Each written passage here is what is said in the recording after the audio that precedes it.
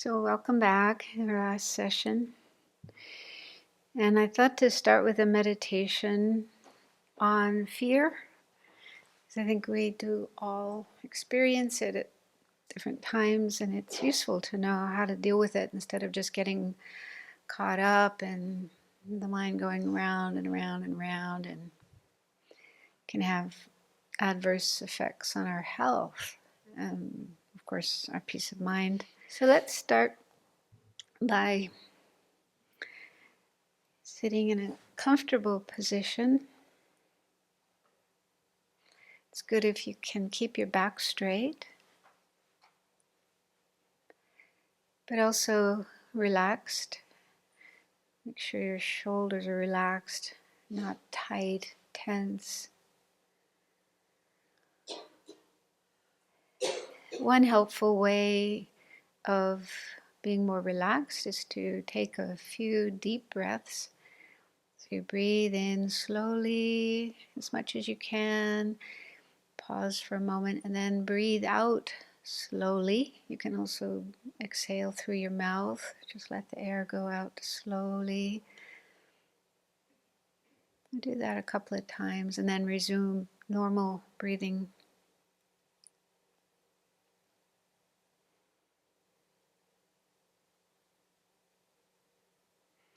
So continue observing the breath flowing in and out for a few moments.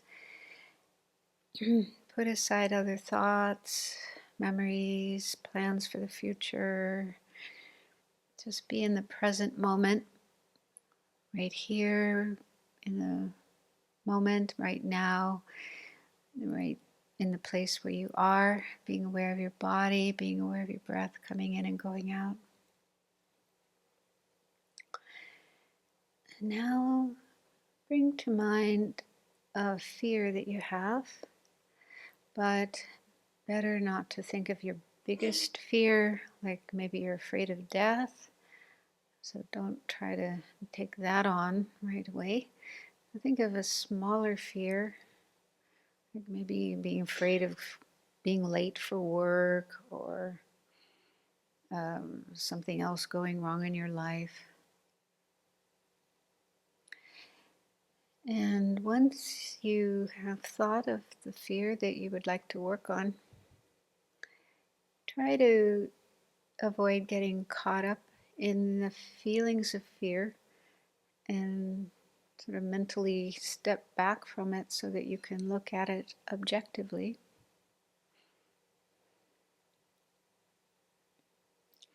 You could even imagine your fear as another person, like a little child, and you're having a conversation. So start by asking the fear what it's all about. What exactly is it that you're afraid of?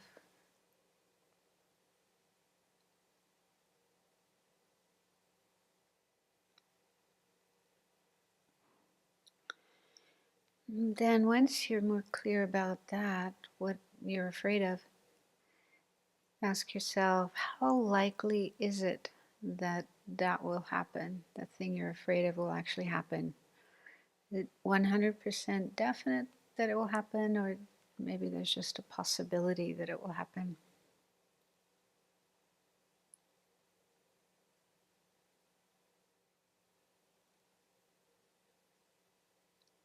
And if it is not definite to happen, but just might happen, then ask yourself if there are things you can do to try to prevent it from happening.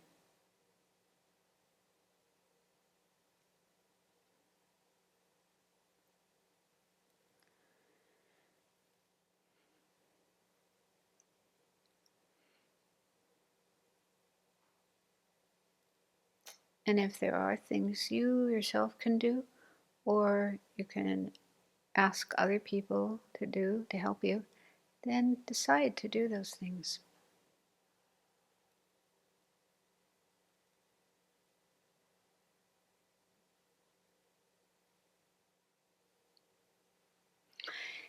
But then even if you take those steps to try to prevent that thing from happening, it might still happen, because we just never know what unforeseen circumstances might occur.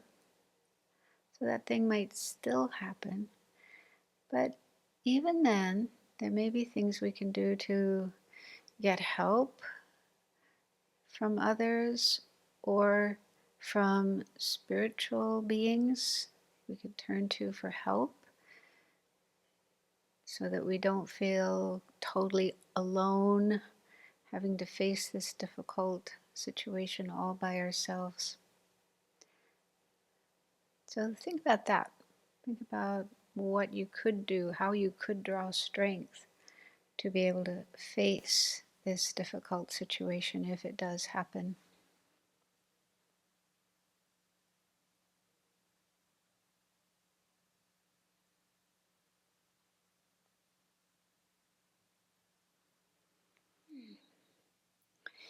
And it's also helpful to remember that fear is another one of those mental states that come and go in the mind, like clouds that come and go in the sky.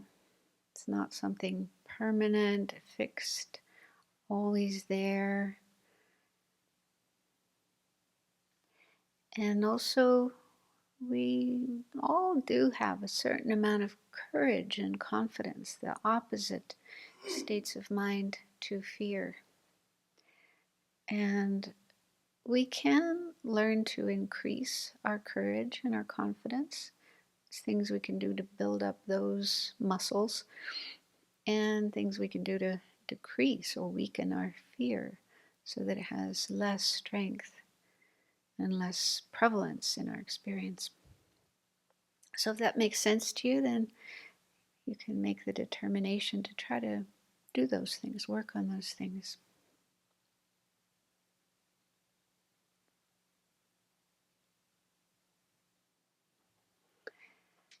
So there was one more question that came in during the break. It was related to the question that came up earlier about teachers. So the question is it okay for me to question all the qualities of my teachers too? Because I sometimes don't feel a safe trust towards them, towards authority. So this is a really good question. And it's also kind of a complex issue. In Tibetan Buddhism, and I think also in other forms of Buddhism, there's this idea, and there are statements about having kind of absolute faith, absolute trust in your spiritual teacher, and never questioning them, never doubting them. And there's even statements like you have to see everything your teacher does as pure and perfect. And I mean, to a certain extent, that is good. It is good to have faith and devotion rather than criticalness, always finding fault.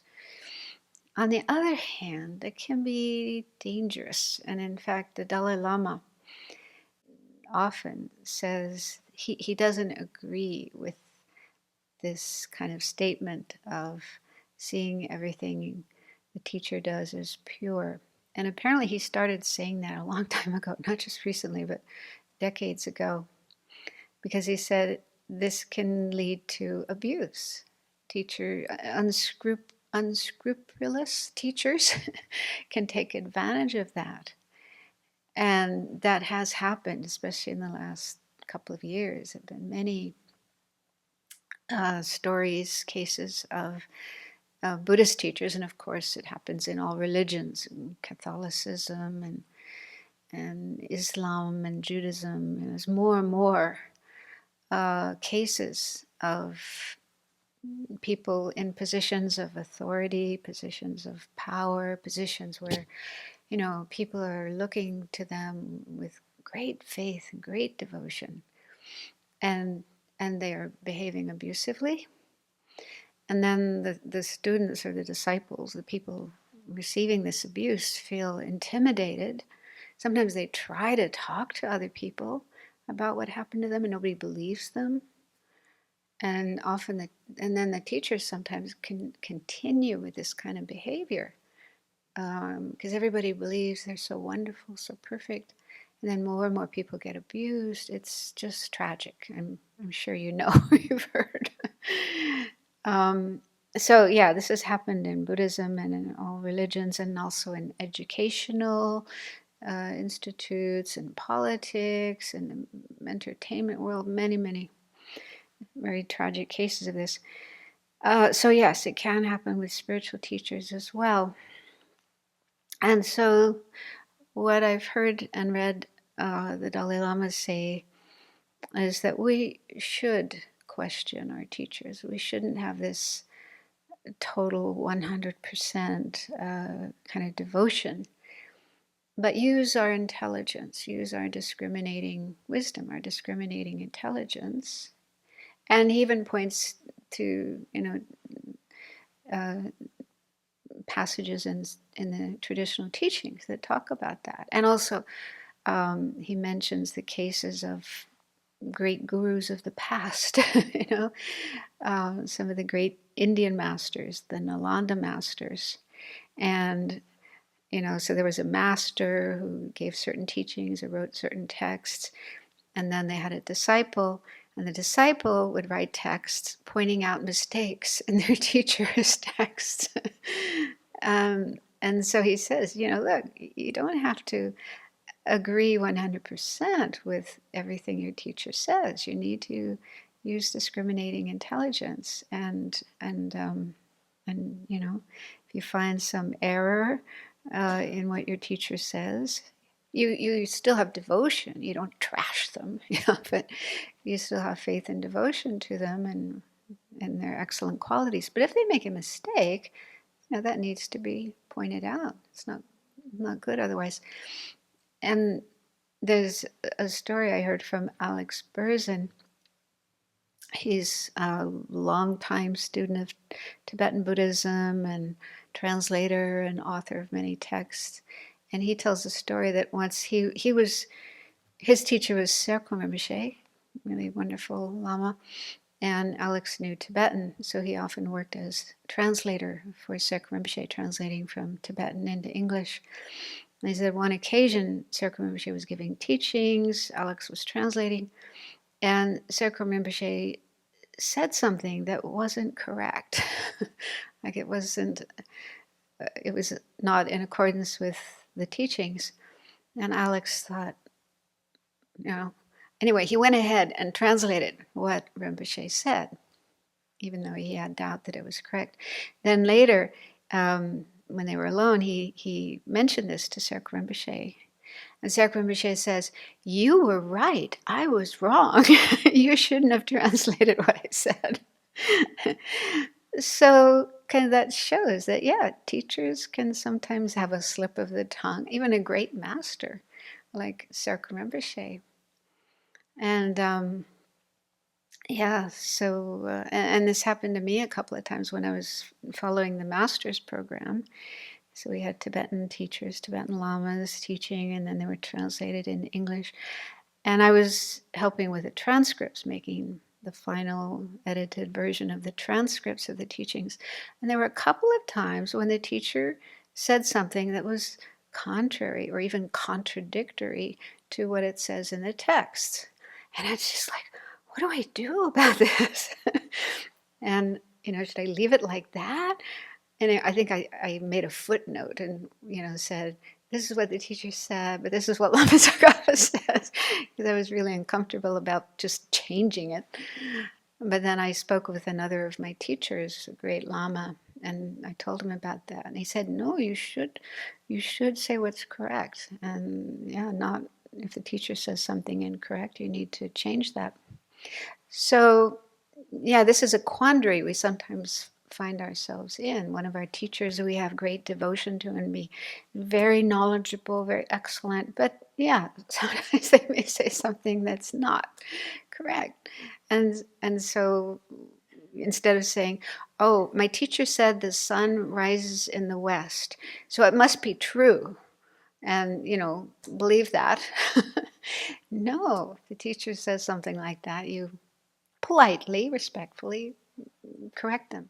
So that's just with regard to teachings. But then with regard to behavior, then again, the Dalai Lama says if a teacher is doing something that's contrary to the Buddha Dharma, contrary to their vows, especially if the teacher is an ordained person and they have vows, precepts that they've taken, then I think one of the things he said was go to the teacher and talk to them and just express your concern and ask them, why, what's going on there, and see what they say. And the teacher might acknowledge that they made a mistake and apologize. On the other hand, if they get defensive, maybe angry, and they accuse you in return of lying or whatever, then he says, then maybe it's time to say goodbye to that teacher. So he doesn't at all encourage people to just have this blind, unquestioning faith in a teacher's words or behavior. But he says we need to use our discriminating intelligence and also our knowledge of the Buddha's teachings, what is correct and not, and stick with that. And there's a really excellent explanation by the Dalai Lama about the whole subject of relating to teachers and how to deal with some of these tricky issues. Is there a French translation of, is it Foundation of Buddhist Practice, Volume 2? Do you know if that's translated into French? No, that's right, you would know. Only Volume 1. Yeah, there's a series of books that Venerable Chodron is working on, Dalai Lama's teachings plus material from other traditions. And it's called The Library of Wisdom and Compassion. And it's published by Wisdom Publications. And let's see, so far we're up to volume 7, I think. We're still working on 8, 9, and 10. Anyway, volume 2 of that series. I think volume 1 is already translated into French. What's it called? Title? I know, but in French. Oh, okay. Yeah, it's called, in English, it's Approaching the Buddhist Path is volume 1, and volume 2 is Foundation of Buddhist Practice.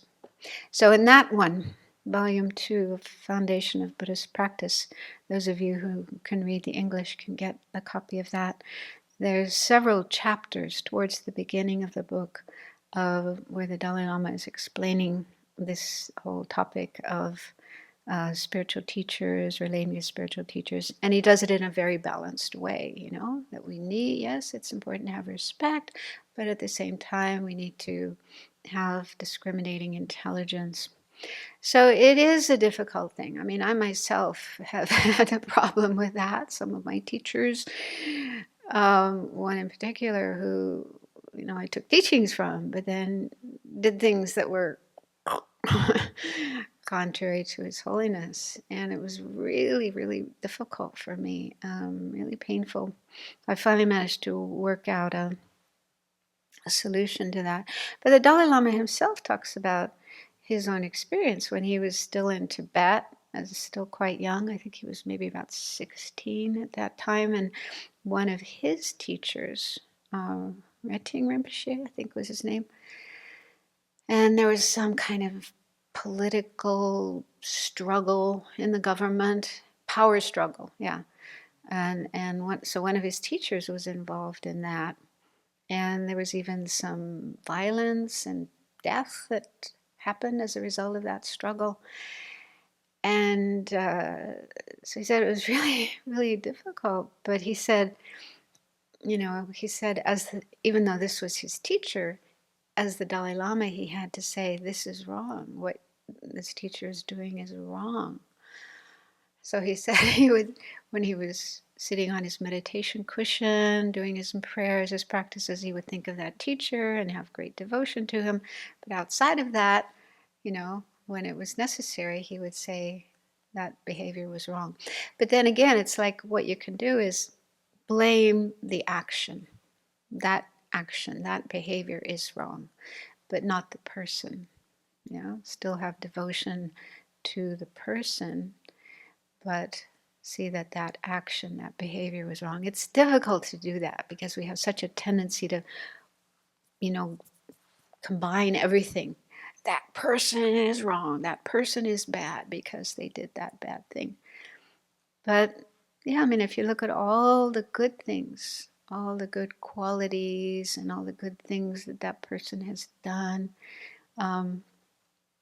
then, you can maintain faith and devotion and appreciation on the basis of those. But then that could just be one thing that they did that was wrong, not such a big deal. So that particular action. And also there's this teaching that, they say, oh, the guru is manifesting, is showing the aspect of making a mistake. So yeah, it could be. There could be some reason why they behave that way as a teaching. Yeah. So that's how I think the Tibetans deal with it. The teacher is showing the aspect of making a mistake in order to teach us some lesson. So they think in that way to not disparage the teacher and lose devotion and so on. Yeah, so this is a very kind of tricky and sticky area.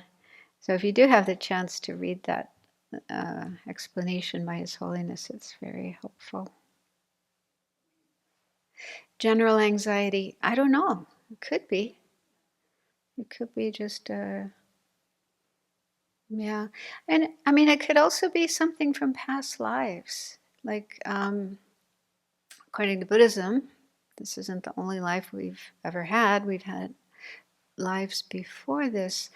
And so in past lives, we most probably had some bad experiences, some scary experiences. And some of those could carry over into this life. And so it's like we don't understand why we have this fear. Phobias are kind of like that, Some people have phobias of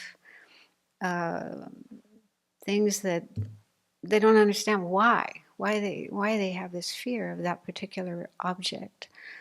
But it could be related to past lives.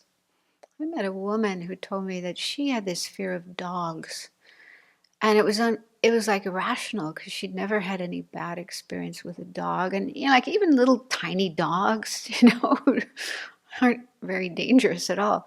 But she was just terrified of dogs. And she went to a therapist and had past life therapy, in which she remembered in a previous life being attacked and maybe even killed by a dog. And so that helped her understand why she had that fear, where that fear came from. And she was able to be free of it. So that's one possible reason for having fear and not knowing why, where it's coming from. It could be related to past lives. So you could perhaps look for a past life therapist that could help you to understand that fear. There's one well-known American, I think he's a psychiatrist, Brian Weiss, and he didn't believe in past lives. He thought past life reincarnation was just a lot of rubbish. But then some of his patients, one particular patient, because he would use hypnosis sometimes in his work, and while one of his patients was under hypnosis, she started talking about past lives, and he's like, "Oh yeah," I didn't believe it until she started talking about things about him that he never talked to her. Like she would have no way of knowing those things. Like one was, there was a child, he and his wife had a child, and this baby had some awful disease and it died before it was 1 year old. And she spoke about that baby. And he was like, "How did you know this? I never told you, and there's no way that you could have found that out." So that started opening up his mind to the possibility, and eventually more and more patients would talk about past lives, and he became a believer and wrote books. There's books. One of his books I read, it's full of stories, cases of patients of his that he treated, and by remembering some previous life, they were able to understand the cause of a present problem and be relieved of it. Just one story I remember was quite interesting. There was this man, he was a pilot. I think he flew cargo planes, not passenger planes. And he had this habit that he didn't understand, but he'd sit in the pilot seat and start up the engine, and he would look out the window on the right side and look at the wing. And he didn't know why he did that. It was just an automatic thing that he did. And the reason that he came for therapy was because he had a lot of anger. He just like this irrational anger that he wanted to manage. Yeah, so he was hypnotized, and under hypnosis, he remembered probably immediately previous life in which he was a pilot in the German army during the Second World War. And he was up in the air, and his plane was shot down by friendly fire. So that's a funny term. It means, his own comrades, German army, shot his plane down, and it hit the right wing. The right wing got destroyed. And as he remembered the plane going down, he was so angry. So that explains his anger. And also this habit of checking the right wing to see if it was okay or not. So anyway, that's one story that stood in my mind. Quite interesting. So it does illustrate that things that happened to us in past life can carry over into this life. So we can sometimes have irrational feelings or behaviors or whatever that we can't explain by circumstances in this life, but it could be related to a past life. And I think phobias, that probably explains phobias. So I want to talk about jealousy. So this is another disturbing emotion. I'm sure everybody feels it sometimes. Jealousy or envy. In English, we have two words, probably in French as well, and they can be sometimes used interchangeably. And this kind of emotion can come up in relationships. You have a partner or a friend or a spiritual teacher, and you want that person's attention as much as possible, and then you can feel jealous if that person is giving attention to somebody else. So that's very painful. But in other circumstances, envy, or maybe not, I don't know, maybe we wouldn't say jealous, but like somebody's wealth or talents, knowledge, skills. So it's always related to another person. We see somebody, and whether it's true or not, we feel they have something we don't have, or they have more than what we have, and we want that. So it's a combination of attachment and hatred. There's attachment, grasping at what somebody else has, and hatred, a feeling of, I can't stand it, I can't bear it, that they have that and I don't. So it's kind of particularly painful. And if we're not careful, it can lead to really awful things, even murder or stealing or just being nasty and abusive to the person you're jealous of. So the antidote to this state of mind is the complete opposite state of mind, which is called rejoicing. So rejoicing means, or another term that sometimes uses, sympathetic joy or empathetic joy. It's one of the four immeasurables. So this is feeling happy for the other person, happy that they have this nice thing, they have this nice quality or talent or ability, they're doing well, happy for them rather than angry and hateful. So we do sometimes feel that way. I'm sure we can all remember times when we did feel joyful about somebody else's success, especially like if you're a parent and your children have some nice experience. You want them to be happy. You love them. You want them to be happy. So they come home from school and tell you about some wonderful thing that happened, or they got a good grade on their report card, or they won a prize, or whatever. And they're so happy, and you feel happy too. So you share in the other person's happiness. And when people get married, if, again, it's a family member or a dear friend, and that person is getting married and they are so happy, and you feel happy too, because you want that person to be happy. And so when they are happy, you feel happy for them. So we can all find cases in our life where we did have that feeling, that experience of rejoicing or being joyful of someone else's happiness. So it is an experience we know. And we can increase that feeling. We can cultivate that feeling so that we have it more and more.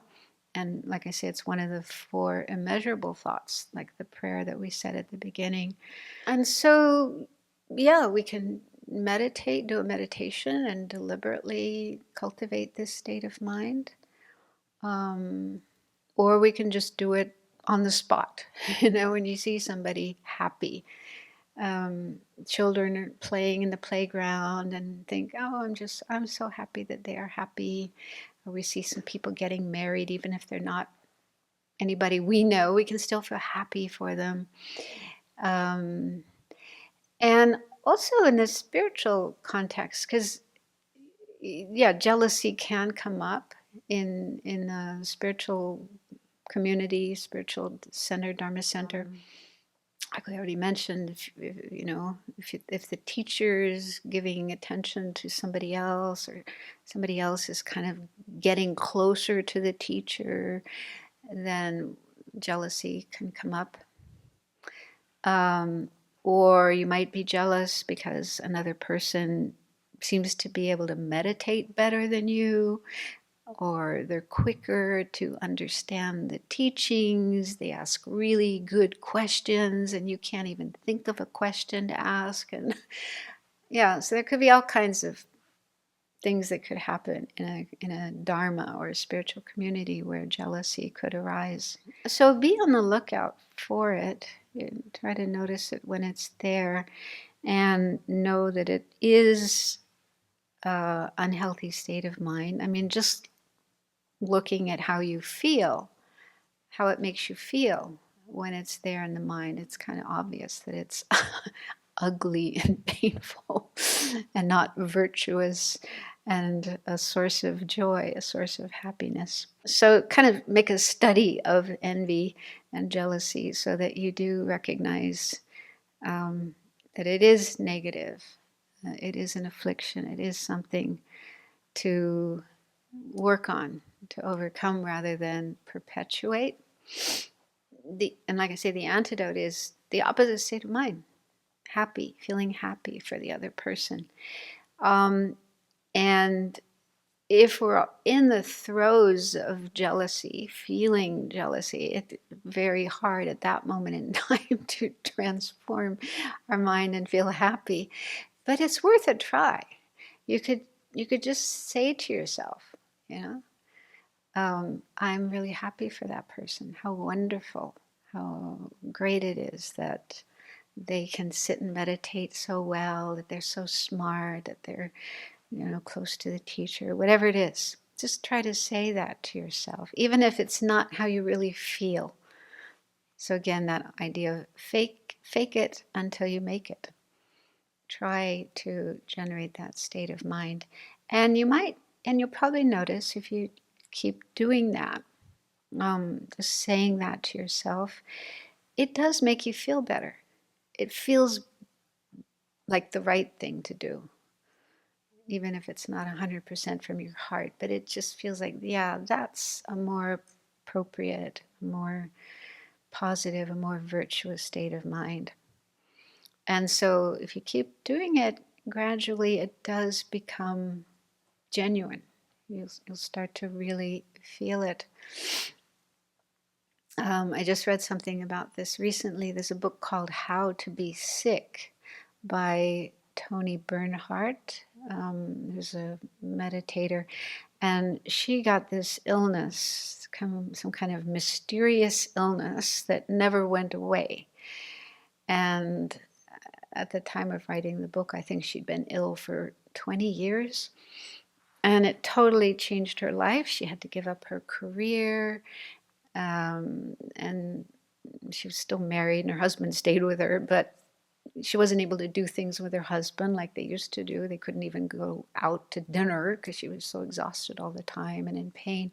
So she spent most of her time in bed with a lot of suffering.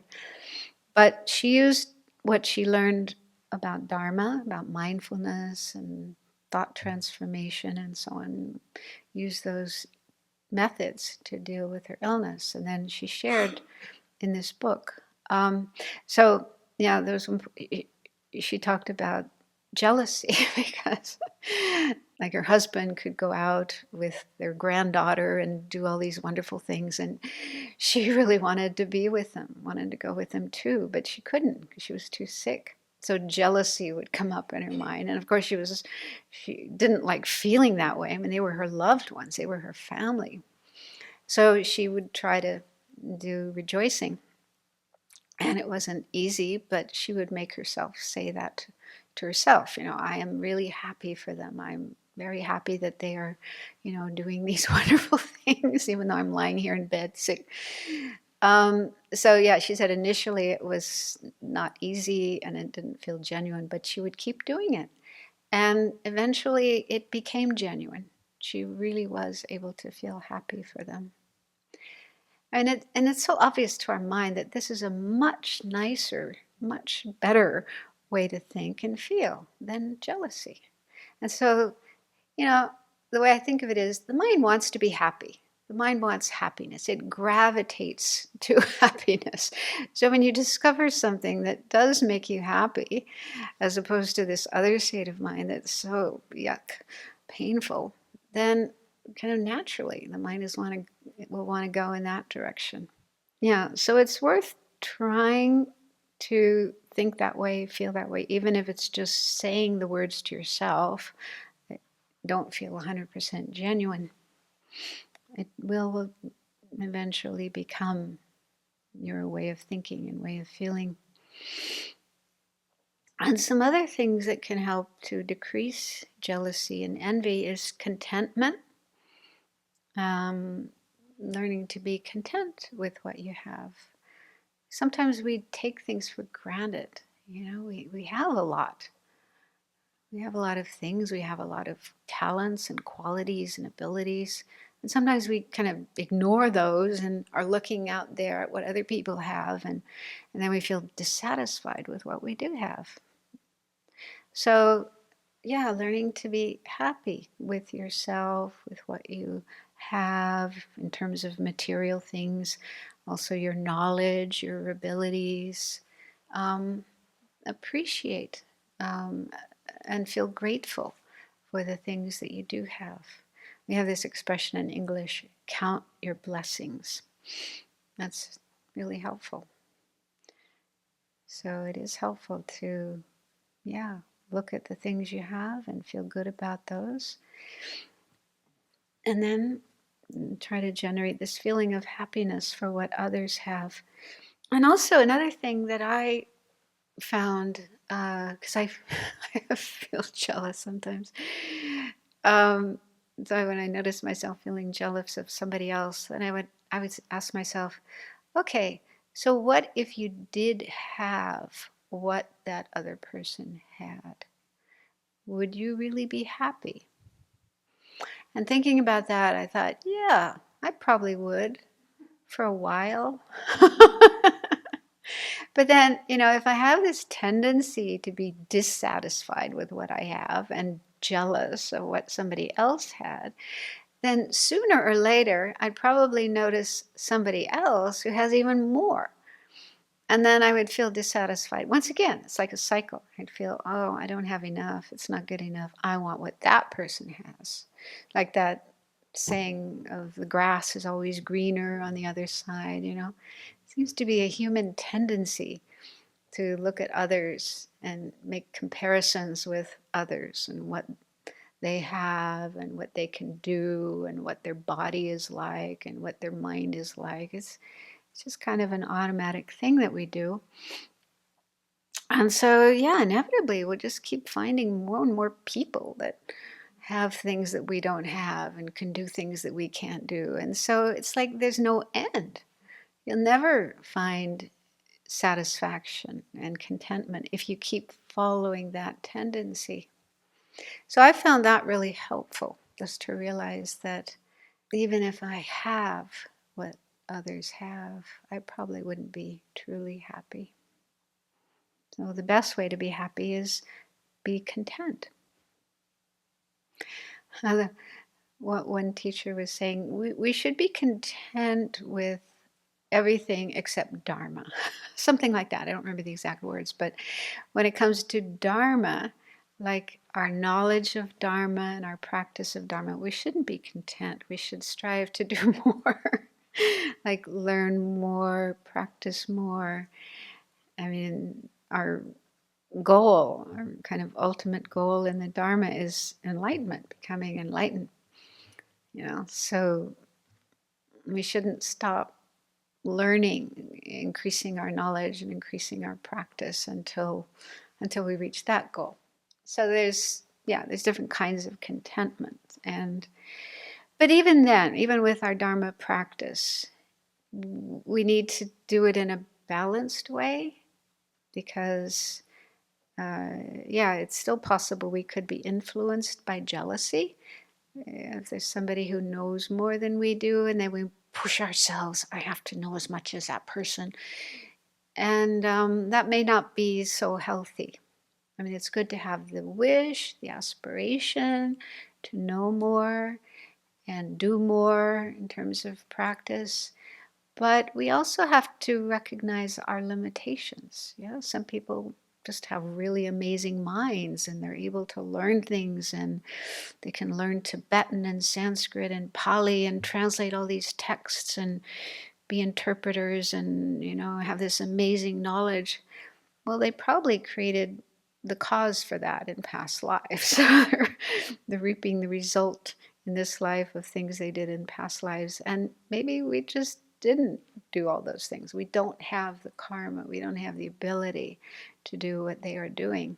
And so it's good to have admiration and respect and rejoicing in what that person is doing and is able to do. But we have to be realistic about our own abilities and check, can I do that? Is that really something I can do? Or is it beyond my ability? And the same with, retreats. There's people who go into retreats for years at a time and do very well in their practice and even get realizations. But it's good to try to do those practices and get those realizations. But we may not have the sufficient merit, merit, the karma, to be able to achieve the same kind of results that person does. And we might end up just burning out or getting along. So we need to do things in a balanced way, have the aspiration, the wish to learn more, to do more, to progress along the path, but not in the sense of, comparing ourselves with somebody else and trying to accomplish what they have accomplished, or even more than they've accomplished. It shouldn't be like a race. Yeah, the path to enlightenment, the spiritual practice shouldn't be like a race, a competition. So we do need to be kind to ourselves, be in touch with our abilities, what we can do, what we can't do, and be content. Be content with doing what we can do. Another thing that can help with jealousy or envy is to think about karma, because according to Buddhism, what we experience in this life, or what anybody experiences in this life, is the result of karma created in the past. So if someone is doing really well, they're intelligent, they have a lot of abilities, or they're very wealthy, or whatever, more than we have, then that's because they created the cause. They created the right actions, karma, to have those experiences. And that may have been done in the past life, but also in this life. Sometimes people just work really hard. They do a lot to get where they are. So, and if we don't have as much as they have, then it's because we didn't create that cause. We didn't create the karmic cause to have it. So thinking in terms of karma can help explain why somebody has more or is better than oneself. And then that can also help us realize the importance of practicing rejoicing rather than jealousy. Because if we let ourselves get caught up in jealousy or envy, that's a negative state of mind. And what kind of karma are we creating with jealousy, with envy? Is it good karma? Is it karma that's going to get us good results in the future? No. No, it's not. It's negative. And so the karma we create with jealousy is going to bring more problems, more suffering in the future, rather than going in the direction we wish to go. On the other hand, rejoicing, feeling joy and rejoicing, feeling happy for others' success, that's virtuous. That's a positive state of mind. So that means we're creating good karma, and there's a greater chance of achieving our wishes, doing better in the future. So I don't know if that makes sense, but that's something I find helpful, just to think there are reasons, there are causes and conditions for why there's this disparity between what people have and their abilities and so forth. And it's karma. So if we want to do better in the future, have more qualities and so on, we need to create the right causes, the karmic causes. Okay, so that's a little bit about envy or jealousy. So there's one more thing I thought to talk about, and that is depression. And this is, again, not something you find in the traditional Buddhist lists of afflictive emotions, but it's very, very common in the West. Many, many people suffer from depression. And I'm not a psychologist or a doctor or a psychiatrist, so, I can't talk about it in a clinical way. And I guess there are different kinds of depression. So if you do have like clinical depression, then you may need to receive help from a therapist, maybe even take medication. So, there's some people in Buddhism who tend to think, you don't need doctors, you don't need medicine, everything can be cured with meditation. Just meditate, everything will be okay. That's not true. I've seen cases of that. Sometimes people get worse, not better. Yeah. So if there is, serious mental illness, meditation may not be the answer, and it may actually increase the problem rather than decrease it. So in some cases, yeah, it is important to seek medical help, therapeutic help. But what I'll be talking about here is more mild kind of depression, like just feeling unhappy or feeling negative about yourself. So I have experience with depression, and that is how it is with me. It's like just feeling negative about myself, worthless, and also about life. Sometimes it can extend to your whole life, to the world, everything. Everything is just, you know, there's no real happiness anywhere, nothing really positive anywhere. Everything's gray and dark. And so it's just a lot of those kinds of thoughts, very negative thoughts. So one thing that helps is, again, like we did with fear, to step back from what your mind is saying and look at those statements. What kind of, the thoughts involved in depression. What are they actually saying? And then do a reality check to see if they're true or not. So, for example, some thoughts that might come up would be, I'm worthless. I can't do anything right. I always make mistakes. I don't have any good qualities. Nobody loves me. Those are just examples of the kind of thoughts that might be going on in the mind. I mean, of course, if there's this voice in your head saying those things, you're not going to be happy. It's very hard to be happy listening to that kind of voice. But is it true? Are those things true? If we're really honest with ourselves. For example, nobody loves me. Come on.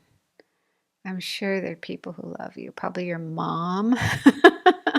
Mothers always, well, I don't know about always, but probably 99.99% of the time, mothers love their kids no matter what they do. So if you look carefully and honestly, for sure you'll find at least one person who loves you. And there's probably more people who really do love you, who see you as valuable and lovable and having good qualities. So that one should be easy to dispel. And Buddha loves you. Those of us who are Buddhists, there's Buddha, lots of Buddhas, in fact, Buddhas and Bodhisattvas, and they love everybody. They love Putin and Hitler and all the terrorists, and there's nobody they don't love. So there are beings who love you.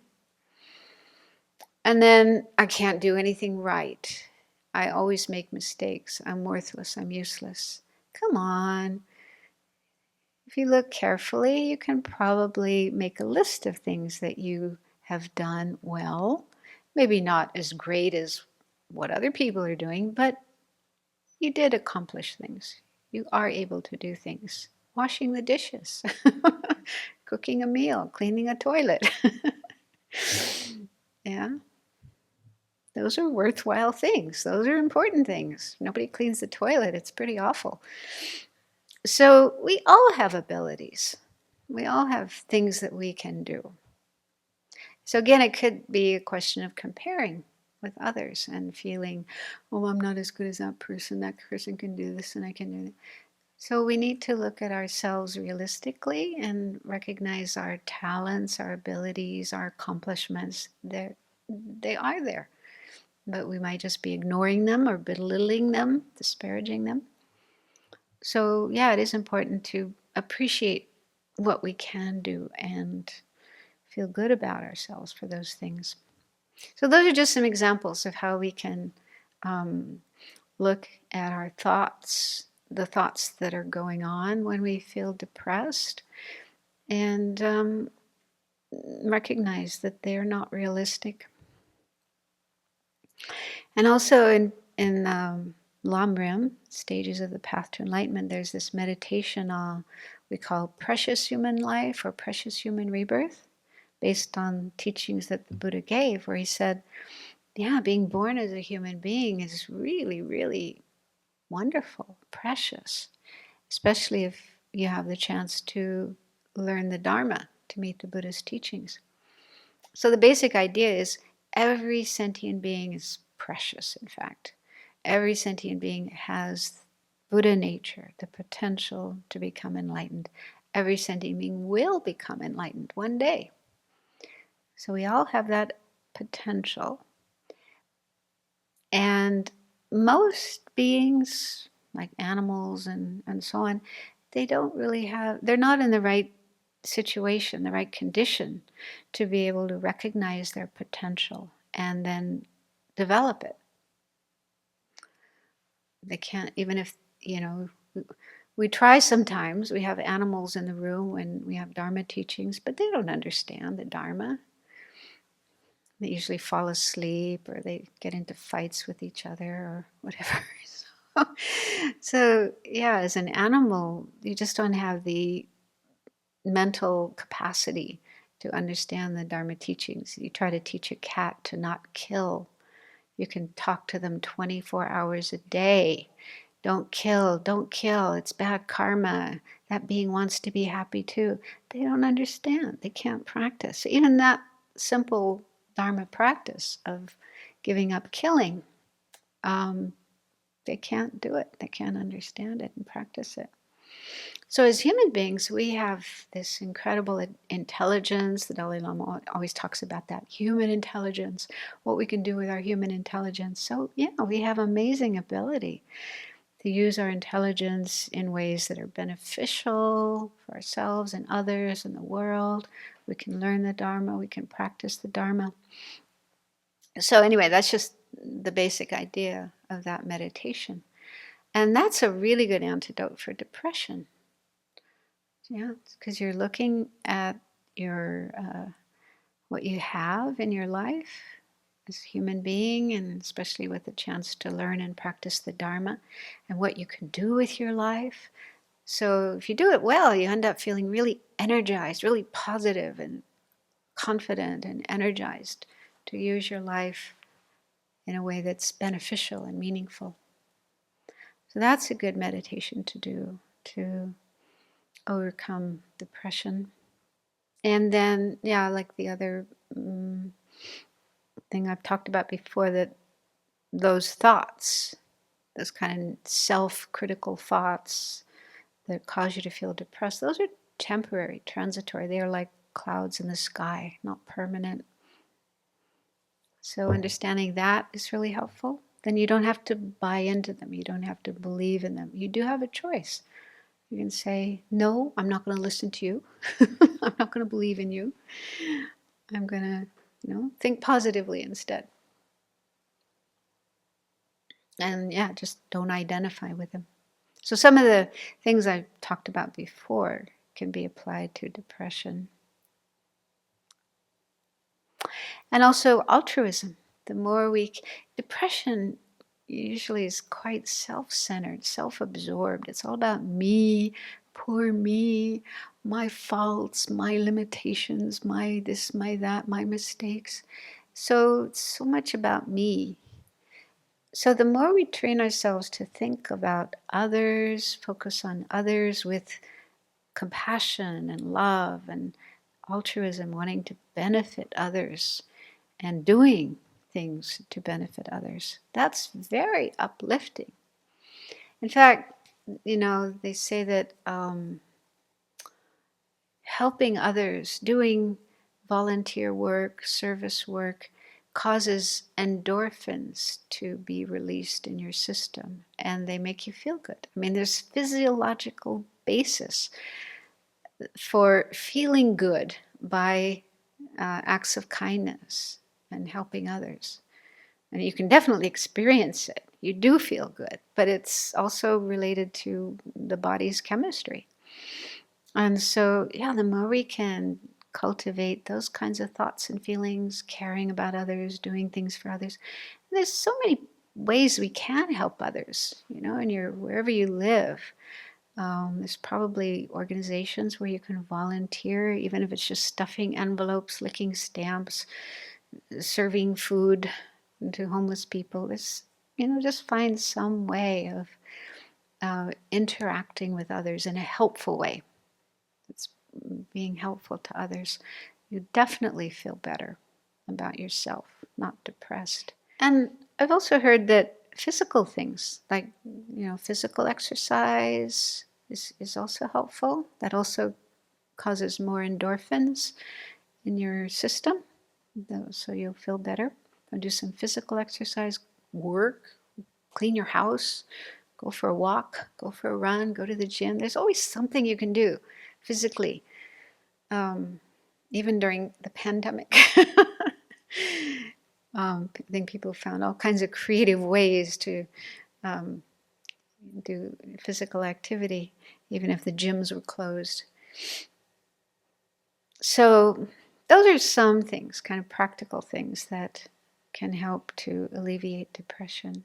But again, if the depression is serious, and if maybe you try meditating, but you're not able to handle the depression, and maybe it increases, you find more negative thoughts coming up in your mind and you feel overwhelmed by them, then seek help. So there's people you can turn to for help. Again, spiritual teachers, therapists, and so on. So those are things that I have to share about depression. So I've pretty much covered most of the common afflictive emotions, disturbing emotions. There's just a little bit of time left. If there's any questions. It's a huge topic, working with emotions. So I think it's easily a lifetime work, and more than a life. I mean, the Buddha spent many, many, many lifetimes working on his mind to overcome the negative emotions, the afflictive emotions, and afflictive states of mind, and develop the positive ones. So yeah, it's a lot of work to bring about this transformation of the mind. But my own experience is you can see results. You don't have to wait really, really long time, but you can see results if you do try working on the mind and increasing compassion, love, altruism, and these positive emotions. You can see them starting to increase, and you can see the others decreasing, but they're still there, and they're going to be there for a while. And one thing that can happen is that when we do start to become more aware of our mind, it may seem as if our afflictive emotions are increasing rather than decreasing. But I don't think that's the case. I think it's just we're becoming more aware of them. They were probably always there, but we didn't notice them. But then, the Buddha's teachings are getting us to notice them. And so sometimes, like during teachings, you find yourself squirming because the teacher's talking about something that is going on in your mind, and maybe always, you kind of knew it was there, but you could overlook it and kind of ignore it and pretend it wasn't there. But now the teacher's talking about it, and it's like, oh yeah. So if you ask yourself, is this the first time this has ever happened in my mind? You'll probably have to accept, no, it was there before, but I just didn't pay attention to it, and I hoped it would go away, or I just didn't really notice it or identify it. So that can happen. And another thing that can happen too is we might, a particular disturbing emotion may have been there, but it was really, really deep, so we didn't notice it at all. And then at a certain point, it becomes more manifest, and then we notice it. So it probably was there before, but at a much deeper level, such that we didn't notice it. So don't be surprised if that happens. Don't think, this is something brand new happening in my mind that never happened before. It probably was there before, maybe not in this life, but in past lives. And maybe you just didn't meet with the circumstances to cause it to manifest. I think that because our world, we can pretty much get everything we want pretty quickly. I think that fortitude plays a huge piece. Like I tie this into the fortitude of practicing the Dharma, because wanting results when we're working on something like an old emotion is like setting ourselves up for failure. So I think that part of the antidotes here, with all the kindness, acceptance, and empathy, is to really be in it for the long haul, and that fortitude is so much a part of giving us the kind of the internal strength to be able to go through this over and over and over again. I think that our immediate gratification experience in life right now, we have to kind of put the Dharma and working on our emotions in a totally different kind of time frame. Even though we see the improvement over time, it's really the fortitude that I find helpful. And somebody told me once something they heard from a therapist. This is a Western therapist, that was something like, the mind is quick, the heart is slow to follow. And I thought, yeah, like intellectually up here, we can understand, oh yeah, these disturbing emotions are really negative, they're really harmful, I really want to stop having them. But when it comes to our heart, meaning, that's where they're actually happening, that takes time to change. And the Tibetans say this too. Tibetan lamas say this, that they have this wonderful saying, um, generating positive states of mind is like pushing a boulder up a hill, but having negative states of mind is like rolling a boulder down a hill. Yeah, so it does take a lot of effort to generate, kindness and compassion and patience and so on. But when it comes to getting angry, immediately, no effort involved.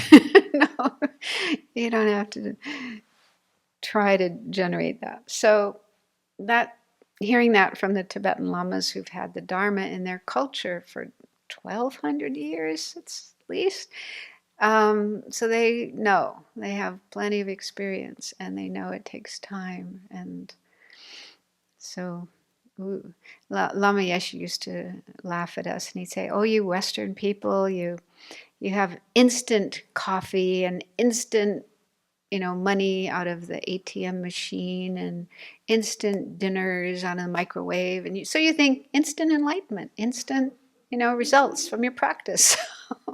Not like that. Yeah, it takes time. How to manage expectations regarding one's practice. Well, that's what we're just talking about. Yeah, we need a balance, and it takes time to learn how to do this. We need to have energy, and in a consistent way. Another thing I love from the Tibetans, they say the way of practicing, doing your practice, should be like the way that an elephant walks.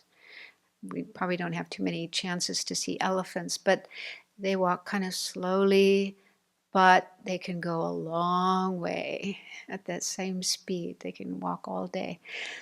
And on the other hand, we shouldn't be like a rabbit. And rabbits, they kind of they run really fast, they stop, and then they run another way really fast, stop.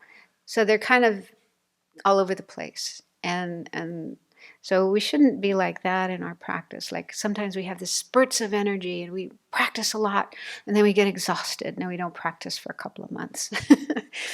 So we shouldn't be like that. Instead, we should be like the elephant and just slow and consistent. Keep doing your practice a little bit, at least a little bit every day.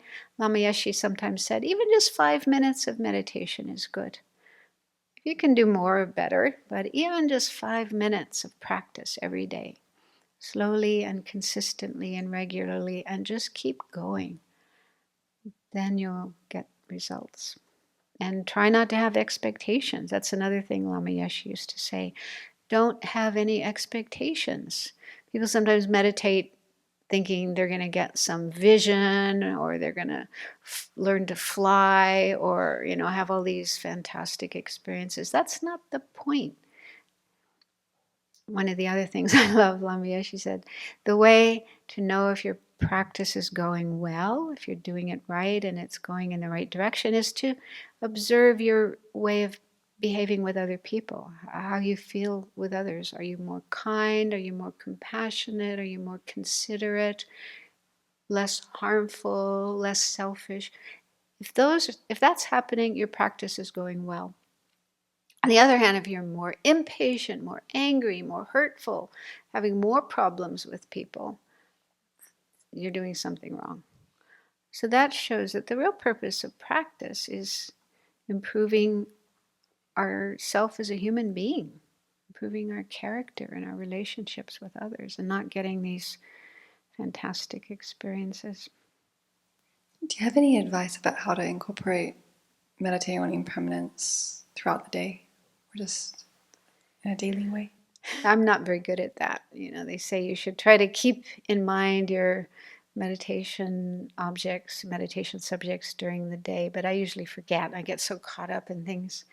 But there's plenty of opportunities during the day to notice impermanence, like with nature, with people, to notice the changes have happened since yesterday or this morning. And so these are all like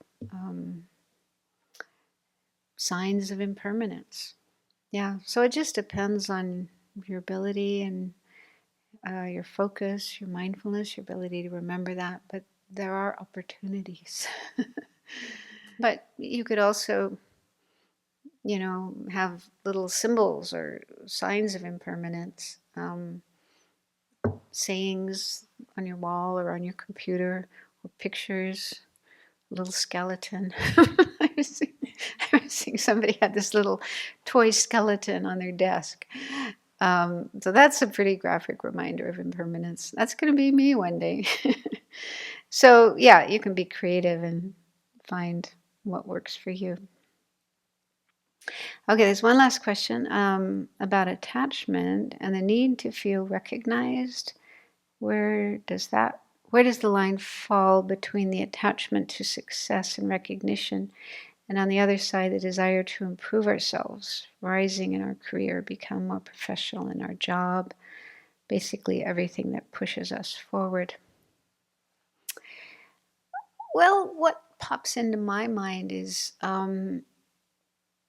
it's good to look at why you have this wish to improve yourself, rise in your career, become more professional, and so on. What is your reason? There's probably some expectations there. So look at those. And if it's selfish, if it's all about me and what I'm going to get out of all of this, then that's a recipe for disaster, for unhappiness rather than happiness. So even if you make a lot of money, you become a billionaire and you're very successful and famous, but it's going to be hollow. It's going to be empty because you're just thinking about yourself.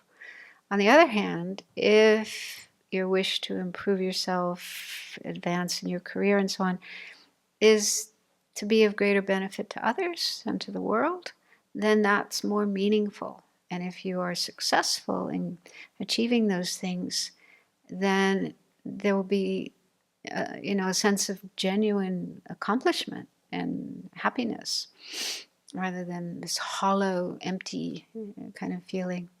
So again, altruism, just trying to bring altruism into your attitude, whether it's in the Dharma or in your career. Think of how to be more beneficial to others, how to use your life, your talents, your skills, your job to help others. That'll be much more satisfying, much more meaningful, much more a source of happiness. And it will reduce attachment as well, because attachment is really about me. It's all about what I'm going to get, what's going to be good for me. Whereas altruism is about others. So let's conclude with the dedication. We can feel rejoicing in what we have done, spending this time with a good motivation, an altruistic motivation to learn more about the mind and how to increase positive qualities of the mind, decrease the negative, disturbing ones, like anger and so on. So this has been a really worthwhile thing to do, a good way to spend our time, and we've definitely created some good energy, merit, we call it positive potential. And that's the source of happiness and spiritual growth, good experiences in the future. So we can share that with others,